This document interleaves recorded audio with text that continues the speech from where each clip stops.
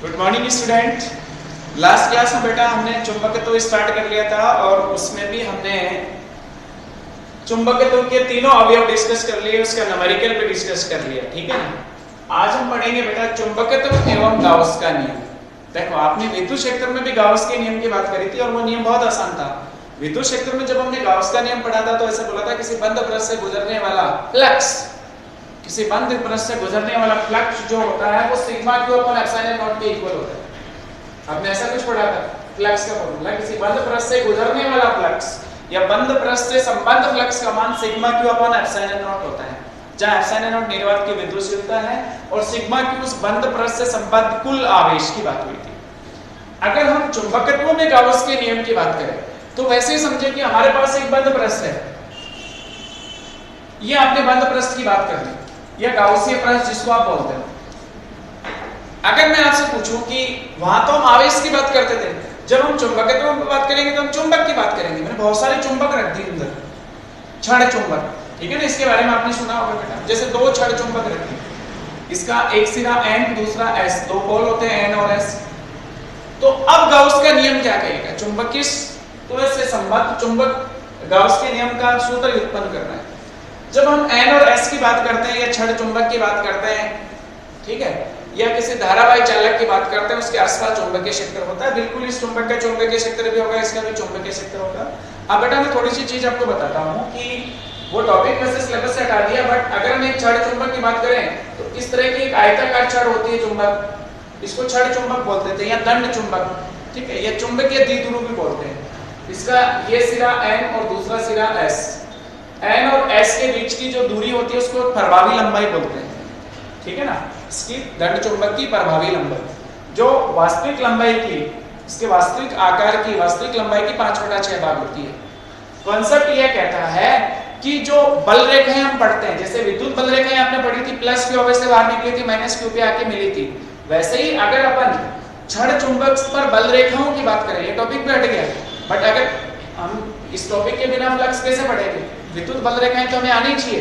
तो मैं बात करूं विद्युत बल रेखाओं की, तो N से बल रेखाएं बाहर निकलती है, N से बल रेखाएं इस तरह से बाहर निकलती है और S पे आके मिल जाती है। कुछ बल रेखाएं इस तरह से S पे आके मिली, सपोज इस तरह से बल रेखाएं क्षण चुंबक के बाहर N से बाहर निकलती है, S पे आके मिलती है, इधर S पे कहीं और से आके भी मिली होंगी। इस तरह से बल रेखाएं दिखाते हैं। जैसे विद्युत बल रेखाएं आपने बोली प्लस क्यू से बाहर निकलती है, माइनस क्यू पे जाके मिलती है। बट क्षण चुंबक की बात करी जाए या दंड चुंबक की बात करी जाए तो N से निकल के S पे आके मिलेंगी बाहर तो, और जो अंदर बल रेखाएं गुजरती है वो S to N चलती है, वो S से N की तरफ चलती है। इस तरह से बल रेखाएं हम दिखाएंगे, N से बाहर निकलेगी, S से मिलेगी। अब मैं आपसे पूछूं इस बंद पृष्ठ से गुजरने वाला चुंबकीय फ्लक्स, चुंबकीय फ्लक्स का सूत्र होगा बेटा फाई बराबर समाकलन B डॉट ds। फाई बराबर ये चुंबकीय फ्लक्स, यहाँ चुंबक के कारण चुंबकीय क्षेत्र B पृष्ठ पे कहीं अल्पांश लिया ds, तो B डॉट ds समाकलन B डॉट ds किसके बराबर होगा? इससे गुजरने वाला कुल फ्लक्स। ये तो अल्पांश से निकला और समाकलन कर देंगे तो पूरे पृष्ठ से आ जाएगा, पूरे पृष्ठ से गुजरने वाला फ्लक्स समाकलन B डॉट ds होगा। और इसका मान कितना होगा इस स्थिति में वो हमें ज्ञात करना है। देखो ध्यान से, फ्लक्स का सूत्र आपने लिख दिया, आप बोलते हो sigma Q upon epsilon not, पृष्ठ के अंदर कुल आवेश अपॉन निर्वात की विद्युतशीलता। विद्युत क्षेत्र वाले केस में हम यहाँ पे बात करें, मैं बोलूंगा N से जितनी बल रेखाएं निकलेंगी वो जाके S में मिल जाएंगी, वो जाके क्या होंगी? S से मिलेंगी। जितनी बल रेखाएं N से निकली उतनी बल रेखाएं S में आके मिली। ऐसा ही इसके साथ हुआ, तो बल रेखाएं जितनी N से निकली उतनी S में आके मिल गई, तो सतह से बाहर कितनी निकली? 0। सतह से फ्लक्स जो होगा वो बाहर निकलने वाला फ्लक्स 0 होगा या अंदर प्रवेश करने वाला फ्लक्स 0 होगा इस स्थिति में, क्योंकि हमें पता है कि N से जितनी बल रेखाएं बाहर निकलेंगी S पे आके मिल जाएंगी। तो बल रेखाएं कितनी सतह से बाहर कितने निकली? 0। इसलिए चुंबकत्व में गाउस के नियम की अगर हम बात करें तो चुंबकत्व में किसी बंद पृष्ठ से गुजरने वाला फ्लक्स हमेशा 0 होगा। इसका मान कितना होगा? यहाँ पे फाई नेट कितना होगा? 0। अर्थात हम लिखेंगे समाकलन S B डॉट ds बराबर 0, B डॉट ds बराबर 0। यही गाउस का नियम है। चुंबकत्व में गाउस के नियम का सूत्र ये आएगा समाकलन B डॉट ds बराबर 0, B डॉट ds बराबर 0। क्योंकि एकल ध्रुव का अस्तित्व नहीं होता। मैं कभी ऐसे नहीं कहूंगा कि चुंबक से N को अलग कर लिया या S को अलग कर लिया। अगर मैं N और S अलग अलग रख सकूं तो फिर कुछ मान आएगा, अदरवाइज ये हमेशा शून्य होगा और वो अस्तित्व में नहीं होता। वो ऐसा पॉसिबल नहीं है कि चुंबक से N को अलग कर ले और S को अलग कर ले, चाहे आप इसके 1000 टुकड़े कर लो, N और S हमेशा साथ में ही रहेंगे। ठीक है ना। ध्रुव, एकल ध्रुव का अस्तित्व नहीं होता है। हम परिभाषा लिखेंगे, देखो ये आपने सारा कंसेप्ट सीख लिया। चूंकि दंड चुंबक की बात करी जा रही है, क्षण चुंबक में, दंड चुंबक में या किसी भी चुंबक में, किसी भी प्रकार की चुंबक की बात करें, दंड चुंबक में एकल ध्रुव का अस्तित्व नहीं होता है। होता ही नहीं है, अकेला कभी N सुनोगे ही नहीं। क्षण चुंबक ली उसमें केवल एक ही ध्रुव हो, ऐसा अस्तित्व होता ही नहीं, पॉसिबल ही नहीं, अस्तित्व नहीं होता। दंड चुंबक में एकल ध्रुव का अस्तित्व नहीं होता है, नहीं होता है। अतः किसी बंद पृष्ठ से गुजरने वाला चुंबकीय फ्लक्स हमेशा शून्य होता है। चुंबकीय फ्लक्स हमेशा शून्य होता है। अगले चैप्टर में हम चुंबकीय फ्लक्स को पढ़ेंगे, हमेशा शून्य होता है।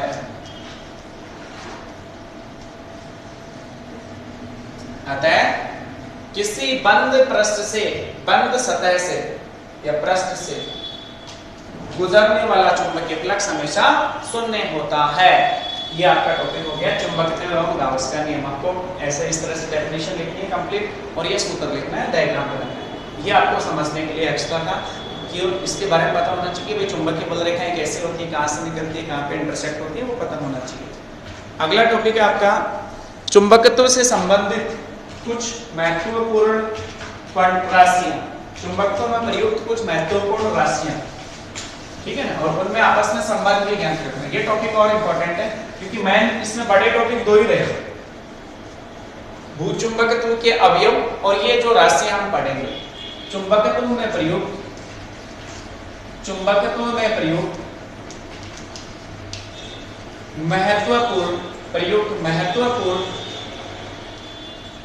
महत्वपूर्ण राशियां, इनकी परिभाषाएं और फिर इसके बाद इन सब में आपस में संबंध। पहले हम बात करें चुंबकन क्षेत्र की। पहले हम चुंबकन क्षेत्र की या चुंबकन तीव्रता की बात कर लेते हैं, उसके बाद चुंबकन क्षेत्र पढ़ेंगे। चुंबकन तीव्रता जिसको कैपिटल आई से निर्देशित किया जाएगा और इसकी परिभाषा बताता हूं मैं। I बराबर m नेट, ये सदिश राशि होती है, अपॉन कैपिटल V।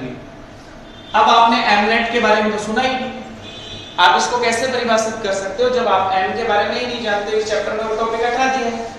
देखो कितनी अच्छी बेवकूफी करी है इसने। चुंबकीय द्विध्रुव आघूर्ण पढ़ाया नहीं और चुंबकन तीव्रता की परिभाषा लिखो साहब। हम कैसे लिखेंगे जब हम m के बारे में जानते ही नहीं है, तो उसके बारे में कैसे लिख सकते हैं परिभाषा। देखो कैपिटल M की बात कर लेते हैं। पहले हम बात करें चुंबकीय द्विध्रुव या चुंबकीय छड़, ऐसी होती है जिसका एक सिरा N और दूसरा सिरा S होता है। इसकी प्रभावी लंबाई को आप L से निर्देशित करते हो। इसमें एक और चीज पढ़ोगे आप बेटा, चुंबकीय सामर्थ्य N की हमेशा प्लस M होती है, स्मॉल m, और S की माइनस M होती है। चुंबकीय सामर्थ्य का मतलब होता है कि चुंबक की प्रबलता की ध्रुवों पे ज्यादा होती है कि कितनी प्रबलता है, कितनी कैपेसिटी है कि वो चुंबकीय पदार्थों को अपनी तरफ आकर्षित कर लेती है। उस चुंबकीय प्रबलता को उसकी चुंबकीय सामर्थ्य कहते हैं। चुंबकीय सामर्थ्य कहते हैं, capacity to attract the magnetic material. ठीक है, मैग्नेटिक मटेरियल को वो कितनी कैपेसिटी से अट्रैक्ट कर लेती है, जिसको चुंबकीय सामर्थ्य कहते हैं। अब बात करेंगे चुंबकीय द्विध्रुव आघूर्ण। चुंबकीय द्विध्रुव आघूर्ण जिसको कैपिटल M से निर्देशित करते हैं। ये सदिश राशि होती है जिसकी दिशा हमेशा S to N होती है। S से N की तरफ होती है M की दिशा। और M का सूत्र होगा, जैसे विद्युत द्विध्रुव आघूर्ण पढ़ा था ना, Q into 2A। विद्युत द्विध्रुव के एक आवेश के परिमाण और प्रभावी लंबाई के गुणनफल को विद्युत द्विध्रुव आघूर्ण कहते हैं। वैसे ही चुंबकीय सामर्थ्य का परिमाण किसी ध्रुव के N और S में से किसी एक ध्रुव की चुंबकीय सामर्थ्य का परिमाण और प्रभावी लंबाई के गुणनफल को चुंबकीय द्विध्रुव आघूर्ण कहते हैं। यह सदिश राशि होती है जिसकी दिशा हमेशा S2n होती है। परिभाषा समझ में आ गई होगी। चुंबकीय द्विध्रुव आघूर्ण किसी एक ध्रुव की ध्रुव सामर्थ्य के परिमाण व चुंबक की प्रभावी लंबाई के गुणनफल को चुंबकीय द्विध्रुव आघूर्ण कहते हैं। सूत्र हुआ M×L। चुंबकीय सामर्थ्य का मात्रक होता है एम्पियर मीटर और इसका मात्रक मीटर, तो इसका मात्रक हुआ एम्पियर मीटर स्क्वायर। यह सदिश राशि होती है जिसकी दिशा हमेशा S से N की तरफ होती है। यह नॉलेज आपको पहले होगी तब आप चुंबकन तीव्रता की बात कर पाओगे।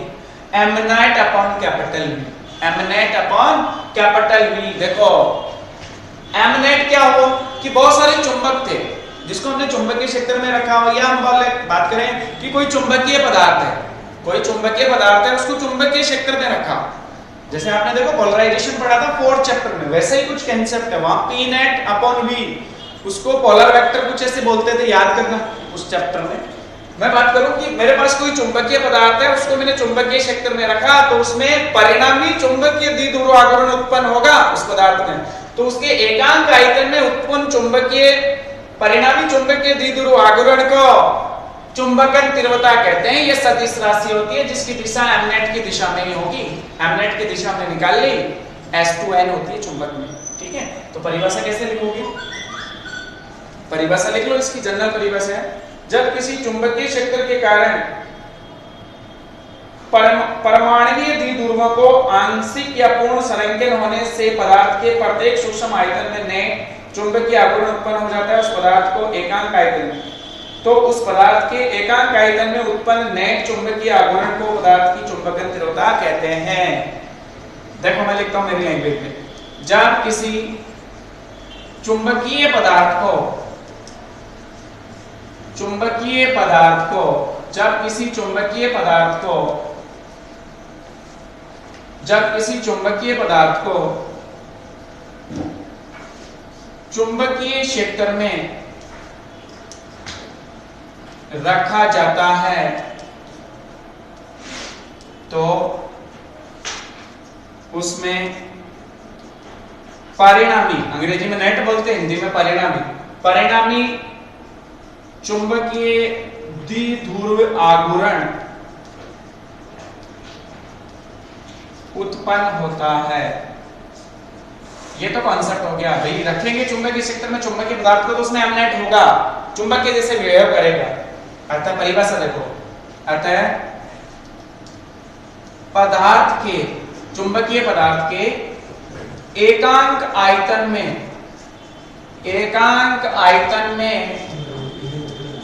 उत्पन्न चुंबकीय द्विध्रुव आघूर्ण को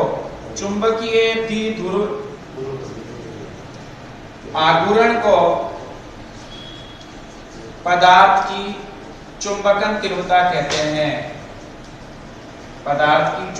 तीव्रता कहते हैं।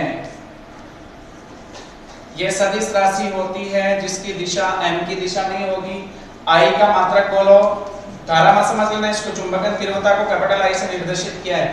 इसका मात्रक था एम्पियर मीटर स्क्वायर, आयतन का मीटर क्यूब, तो एम्पियर पर मीटर इसके लिए आप लिख लोगे। तो पहली परिभाषा आपने या पहली महत्वपूर्ण राशि पढ़ी चुंबकन तीव्रता, बहुत आसान थी।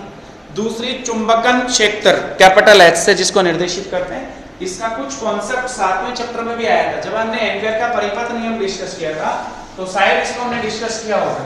चुंबकन क्षेत्र, देखो चुंबकन क्षेत्र कैपिटल H से निर्देशित करते हैं, यह भी सदिश राशि होती है। चुंबकन क्षेत्र कैपिटल H से इसको निर्देशित करते हैं। इसकी परिभाषा सुनो बेटा, वह बाह्य क्षेत्र जिसमें किसी चुंबकीय पदार्थ को उसके चुंबकन के लिए रखा जाता है चुंबकीय क्षेत्र कहलाता है। इसे चुंबकीय तीव्रता भी कहते हैं। निर्वात के लिए इसका मान दिया हुआ है और यह सदिश राशि होती है। जब किसी बाह्य क्षेत्र में, बाह्य चुंबकीय क्षेत्र में, जब किसी बाह्य चुंबकीय क्षेत्र में या बाह्य क्षेत्र में जब किसी बाह्य क्षेत्र में चुंबकीय पदार्थ को चुंबकन के लिए रखा जाता है, बाह्य क्षेत्र में चुंबकन के लिए रखा जाता है, चुंबकीय पदार्थ को उसके चुंबकन के लिए रखा जाता है तो उसे चुंबकन क्षेत्र कहते हैं। जब किसी बाह्य क्षेत्र में चुंबकीय पदार्थ को चुंबकन के लिए रखा जाता है, चुंबकन के लिए रखा जाता है तो उस क्षेत्र को क्या कहते हैं, तो उसे चुंबकन क्षेत्र कहते हैं। उस बाह्य क्षेत्र को क्या बोला जाता है, चुंबकन क्षेत्र कहते हैं, तो उसे चुंबकन क्षेत्र कहते हैं, चुंबकन क्षेत्र कहते हैं। निर्वात के लिए देखो ये रिलेशन होता है H सदिश बराबर B not upon mu not, B not upon mu not, अर्थात B नॉट बराबर म्यू नॉट इंटू H। ये सूत्र आपको ध्यान में रखना है। H सदिश का मात्रक एम्पियर पर मीटर ही होता है, H का मात्रक एम्पियर पर मीटर ही होता है, मतलब चुंबकन तीव्रता और H एक दूसरे के समानुपाती।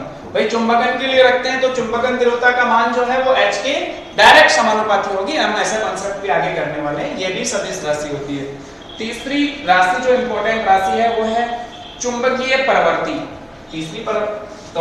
तीसरी जो परिराशि है वो है चुंबकीय प्रवृत्ति। चुंबकीय प्रवृत्ति जिसको काई एम से निर्देशित करते हैं। विद्युत प्रवृत्ति भी आपने पढ़ी थी काई ई, फोर्थ चैप्टर में। चुंबकीय प्रवृत्ति जिसको काई एम से निर्देशित करते हैं। देखो इसका कॉन्सेप्ट ऐसे आएगा, चुंबकन तीव्रता जो है वो डायरेक्टली चुंबकन सेक्टर के समानुपाती होती है।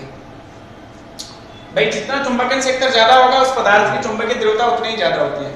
किसी चुंबकीय पदार्थ के लिए चुंबकन तीव्रता जो है, चुंबकन तीव्रता का मान चुंबकन क्षेत्र के समानुपाती होता है। किसी चुंबकीय पदार्थ के लिए चुंबकन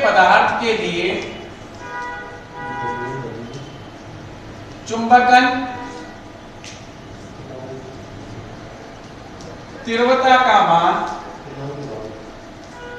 किसी चुंबकीय पदार्थ के लिए चुंबकन तीव्रता का मान चुंबकन क्षेत्र के समानुपाती होता है, समानुपाती होता है। किसी चुंबकीय पदार्थ के लिए चुंबकन तीव्रता का मान चुंबकन क्षेत्र के समानुपाती होता है। अर्थात I समानुपाती H, I बराबर समानुपाती चिन्ह हटाया तो यहाँ पे नियतांक लिया काई एम, जिसको चुंबकीय प्रवृत्ति कहेंगे। चुंबकीय पदार्थ की, जहां काई एम जो है वो क्या है, चुंबकीय पदार्थ की चुंबकीय प्रवृत्ति ये मात्रकहीन या विमाहीन राशि होगी। I और H के मात्रक समान है तो काई एम मात्रकहीन या विमाहीन राशि हुई। अगर मैं यहाँ H का मान 1 ले लूं, H का मान 1 एम्पियर पर मीटर ले लूं तो I बराबर काई एम, अर्थात 1 एम्पियर पर मीटर चुंबकन क्षेत्र में जब किसी चुंबकीय पदार्थ को रखा जाता है तो उसमें उत्पन्न चुंबकन तीव्रता को ही हम चुंबकीय प्रवृत्ति कहते हैं, पदार्थ की चुंबकीय प्रवृत्ति कहते हैं। परिभाषा लिख लो, काई एम की परिभाषा क्या निकल के आई, यदि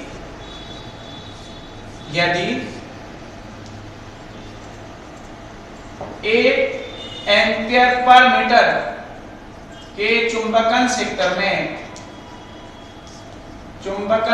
में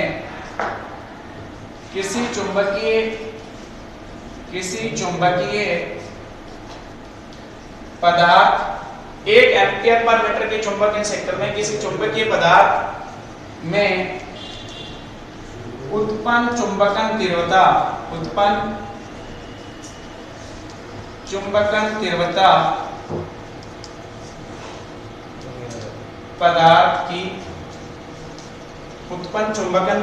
पदार्थ की चुंबकीय प्रवृत्ति कहलाती है,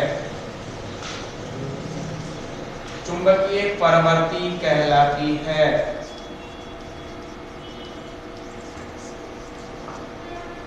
1 एम्पीयर मीटर के चुंबकन क्षेत्र में किसी चुंबकीय पदार्थ में उत्पन्न चुंबकत्व तिरोधा पदार्थ की चुंबकीय प्रवृत्ति कहलाती है, जिसको काई एम से निर्देशित करते हैं। विमायन मात्राहीन राशि होती है। अगला टॉपिक आपका है चुंबकीय पारगम्यता। चुंबकीय पारगम्यता, मैग्नेटिक परमेबिलिटी। देखो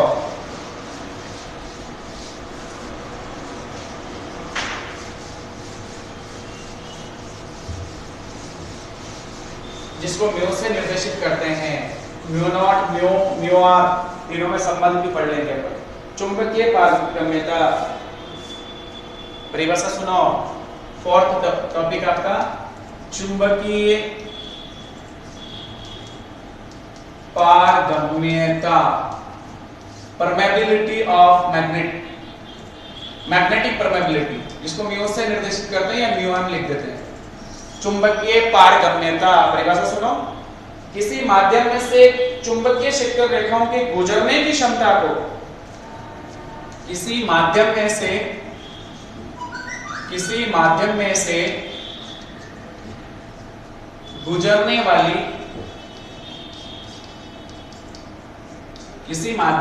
गुजरने वाली चुंबकीय क्षेत्र, किसी माध्यम में से गुजरने वाली चुंबकीय क्षेत्र रेखाओं की क्षमता को चुंबकीय पारगम्यता कहते हैं। चुंबकीय पारगम्यता कहते हैं।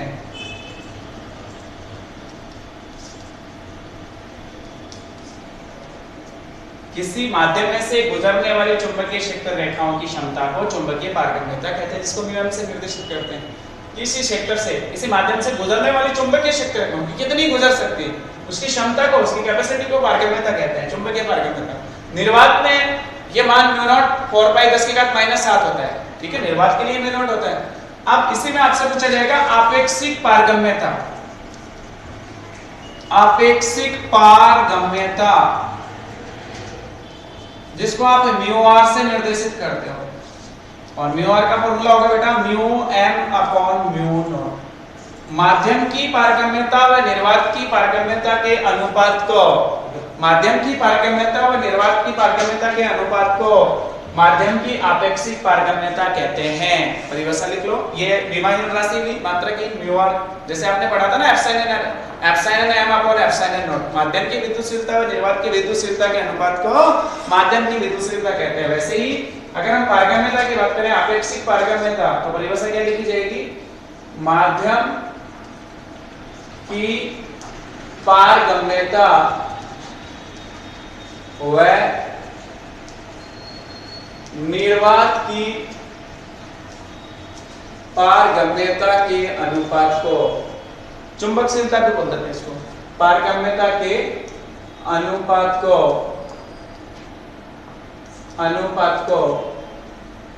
आपेक्षिक पारगम्यता कहते हैं। आपेक्षिक पारगम्यता कहते हैं। विमायन राशि भी पारगम्यता कहते हैं। यह विमायन राशि है। अब बेटा अगले क्लास में इन चारों में अपन संबंध देखेंगे और अगले क्लास तक ये चैप्टर भी फिनिश हो जाएगा। इतना ही बचा अभी, ठीक है बेटा। Thank you.